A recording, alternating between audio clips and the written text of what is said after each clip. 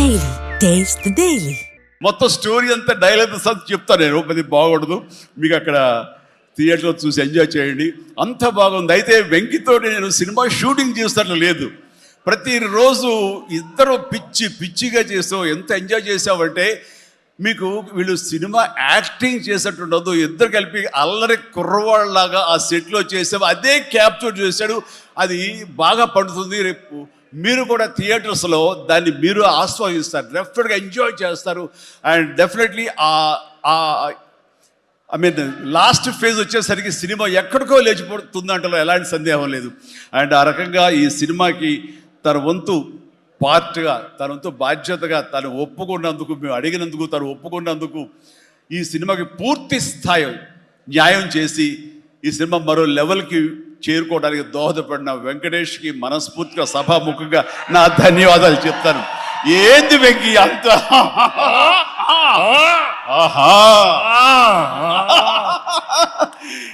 ఇదే సరదా.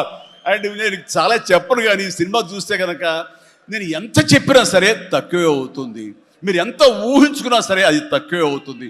సినిమా చూడండి. మేము చేసినటువంటి 18 రోజులు అనుకుంటా చేశారు వెంకీ. ఈ 18 రోజుల్లో ఒక 7-8 రోజులు సీన్స్, ఒక 5 రోజులు 6 రోజులు సాంగ్, ఇంకా 2 days చిన్న ప్యాచ్ వర్క్.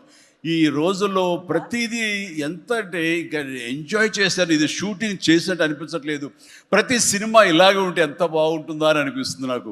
అందుకని మనస్ఫూర్తిగా సభాముఖంగా అందరి సమక్షంలో వెంకటేష్కి ఇది మన ఇద్దరి మధ్య ధన్యవాదాలు తెలియజేస్తూ, ఇది మచ్చు తురక.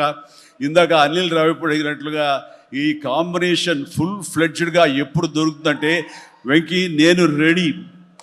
అండ్ అనిల్ రావిపూడి ఎవరో ఎందుకు, ఈ అవకాశం నువ్వే తీసుకుని ఖచ్చితంగా నువ్వు స్టోరీ రాసుకో. మీ ఇద్దరం ఇదే ప్రాణం పెట్టి, ఇదే హుషారు పెట్టి, ఇదే గిలిగింతలతో మీకు సినిమా చేసి పెడతాం. కానివ్వండి, ఎప్పుడు వస్తుందో తెలియదు. తర్వాత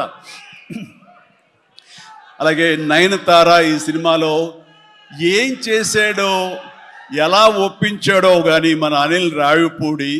అంతకుముందు 2 సినిమాలు చేశాను, తెలుగు గాడ్ ఫాదర్ కానివ్వండి, లేకపోతే సైరా కానివ్వండి. ఆ సినిమాలో తను చాలా గుమ్మరంగా ఉంటుంది, తను పని చేసుకుంటుంది, డిగ్నిఫైడ్గా ఉంటుంది, వెళుతుంది. కానీ మళ్ళీ అసలు ఈ సినిమాలో అయితే ఎంత సరదాగా కలిసిపోయిందో, ఓ ఫ్యామిలీ గర్ల్ లాగా మాతో కలిసిపోయి, మా కుటుంబ సభ్యురాల్లాగా తను ఉండి ఎంత సరదాగా చేసిందో. నేను అన్నాను, ఏంటి అనిల్ ఏం చేసిందో, ఏం మాట్లాడావు, ఏం కన్విన్స్ చేసావు, తను ఇవన్నీ ఒప్పుకోవడం ఏంటి, ప్రమోస్కు రావడం ఏంటి, అడగగానే తను చాలా రెచ్చిపోయి అసలు నయనతార నుంచి కొత్త నయనతారలా కనబడి చేసావు. ఏం చేసావంటే అడగండి సార్ కొనుక్కొని అంతే. అంటే నా ఉద్దేశం అటు ఇటు తిరిగేదిరా. ఏం చేశాడో తెలియదు, కానీ డెఫినెట్లీ ఆ అమ్మాయి అంత ఇష్టపడుతుంది. అండ్ నయనతారని అంత ఇదిగా గుడ్ హ్యూమర్లో పెడతాడు, సరదా కబుర్లు చెప్తాడు. అండ్ తను పని చేసుకుని సీరియస్గా ఉండే మనిషి కాదు కాబట్టి వాళ్ళు కూడా అంత ఇదిగా లైక్ చేస్తారు. కాబట్టి తను ఏది అడిగినా వెంటనే ఎలాంటి ఇన్హిబిషన్ లేకుండా వాళ్ళు ఒప్పుకుంటారు. అదే జరిగింది. అంత గుడ్ హ్యూమర్లో పెట్టాడు కాబట్టి ఈ సినిమాకి ఆ అమ్మాయి యాడెడ్ అట్రాక్షన్ అయ్యింది. నయనతార ఇందులో కనిపించిన తీరు కానీ, తను చేసిన విధానం కానీ, ఆ సోఫిస్టికేషన్ యాక్టింగ్ కానీ భారీగా తను నటించి మెప్పించింది. కానీ వావ్ బాగుంది. అంటే ఆ అమ్మాయే లేకపోయి ఉంటే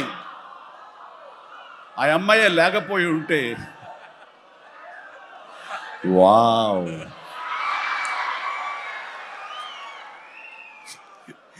ఇది కూడా క్యాప్చర్ చేస్తాడు. ఈ వావ్ ఎక్కడొస్తుందో మీ సినిమా చూస్తే తెలుస్తుంది. లీక్ చేసేసాను. All right. సో ఆ అమ్మాయి నయనతార తోటి అంత బాగా చేయించాడు. మీ పక్కన మీకు ఎదురు నిలబడి మిమ్మల్ని ఎదుర్కొని ఎవరైనా ఒకళ్ళు నిలబడాలంటే ఎంత అనుకుంటున్నా, ఎంత ఫ్రెష్గా ఉండాలనుకుంటున్నా, వేరే వాళ్ళు ఉండాలనుకుంటున్నా అసలు నాకు తోయట్లేదు, నాకు తట్టట్లేదు, కన్విన్స్ కాలేకపోతాను. ఖచ్చితంగా నయనతార ఉండి తీరాల్సిందేనండి, ఎంతైనా సరే ఎలాగైనా సరే అన్నాడు. ఆ అమ్మాయిని తీసుకొచ్చారు, ఒప్పించారు. ఆ అమ్మాయి కూడా అంతా కోఆపరేట్ చేసింది.